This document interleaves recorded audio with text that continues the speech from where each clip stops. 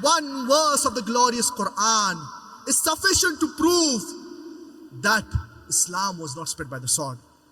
Allah subhanahu wa ta'ala says in the glorious Quran, Surah Al-Ma'idah, chapter number 5, verse number 32, من قتل نفسا بغير نفس أو فساد في الأرض فكأنما قتل الناس جميعا. That if anyone kills any human being, unless it be for murder or for spreading corruption in the land, it is as if he has killed the whole of humanity. وَمَنْ أَحْيَاهَا فَكَأَنَّمَا أَحْيَا النَّاسَ جَمِيعًا. And if anyone saves any single human being, it is as if he has saved the whole of humanity. Killing any innocent human being, it is prohibited.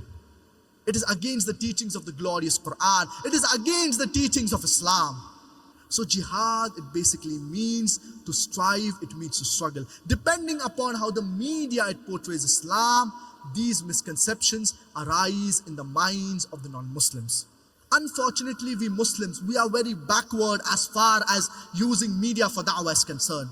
We should use media to convey the message of Islam in a professional manner.